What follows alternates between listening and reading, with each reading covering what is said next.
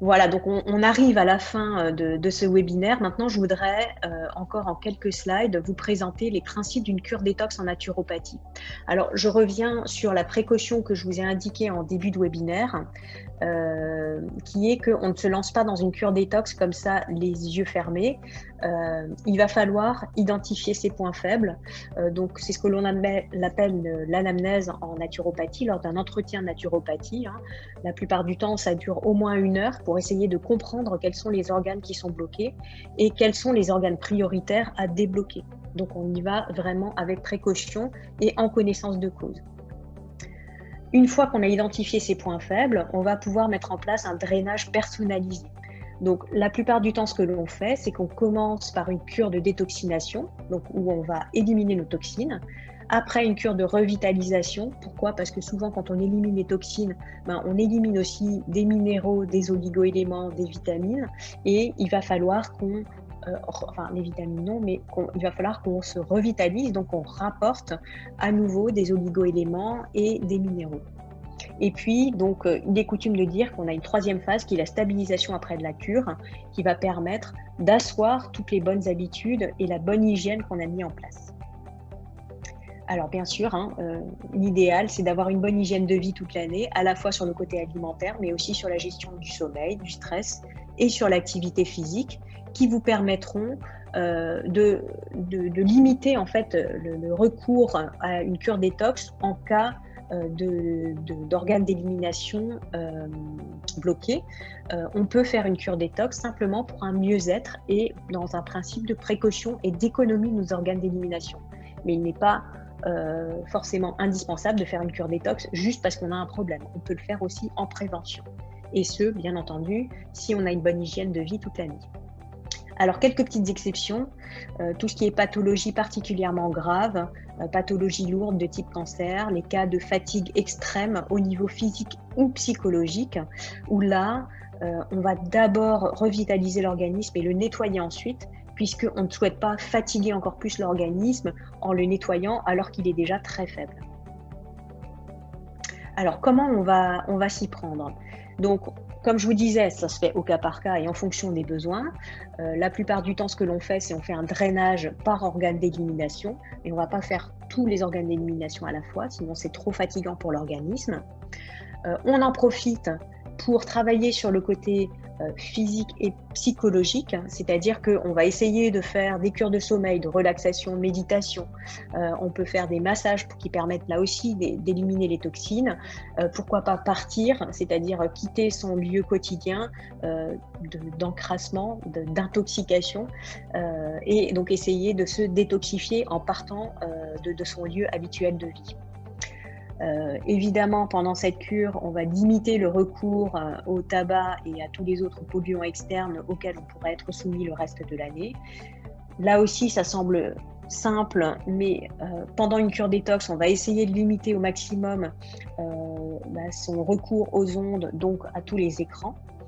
Et puis, on va essayer d'avoir une activité physique en extérieur qui va permettre de drainer notamment les organes de secours. La peau, les poumons vont être drainés par le biais d'une pratique d'activité physique en extérieur.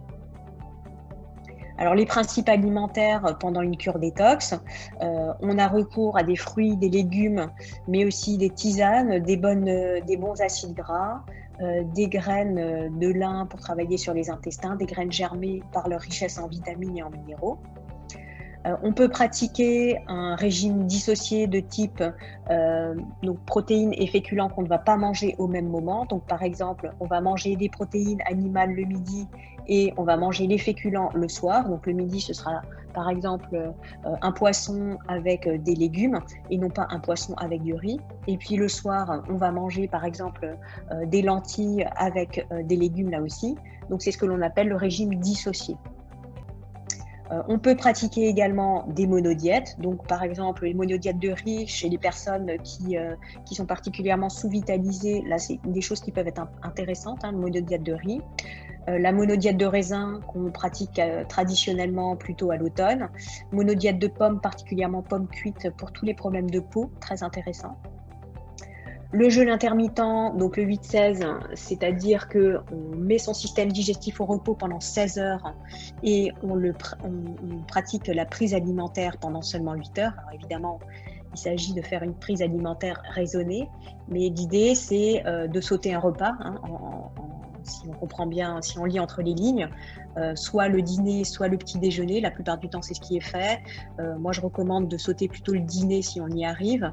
Donc, de prendre son dernier repas vers 15-16 heures, et donc une petite collation, et ensuite de ne pas manger jusqu'au lendemain matin.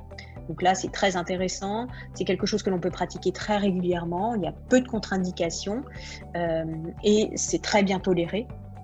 Et donc, ça permet de mettre son système digestif au repos, donc forcément d'éliminer les choses que l'on a à éliminer.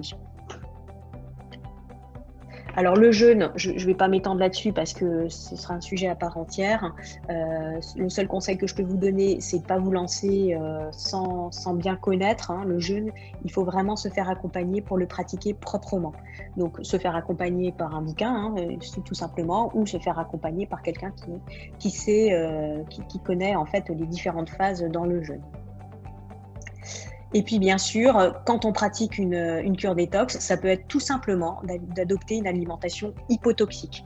Donc là, ça va nous permettre à la fois de faire sortir les toxines, mais aussi de limiter leur entrée, hein. Donc on revient toujours sur les mêmes toxiques.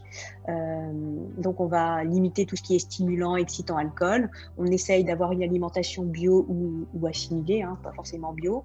On a recours à une cuisson douce pour limiter la formation des corps de Maillard. On ingère de bonnes graisses et on ingère des aliments qui ne sont pas raffinés ni transformés, ou peu raffinés ni transformés. Petite mise en garde quand on fait une cure détox, particulièrement un jeûne, mais bon, chez les personnes qui ont une alimentation particulièrement mauvaise et donc qui se destinent à avoir une alimentation un petit peu meilleure, ça peut être une cure détox.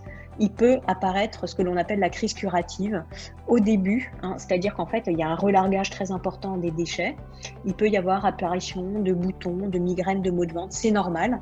Si ça ne dure que 1 ou 2 jours, tout va bien. Si c'est plus long, il vaut mieux rompre la cure détox, quelle qu'elle soit, hein, le jeûne, la monodiète ou bien le régime que l'on a mis en place, et essayer de comprendre pourquoi ça dure.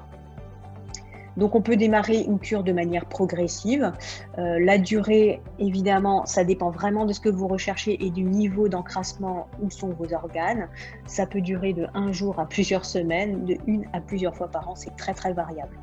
Par contre, conseil, ne pas pratiquer ça en continu parce qu'on risque de fatiguer l'organisme à terme et on risque de trop éliminer les minéraux, les oligo-éléments si on ne pratique pas de cure de revitalisation derrière. Donc, prudence quand même quand on met en place cette cure détox.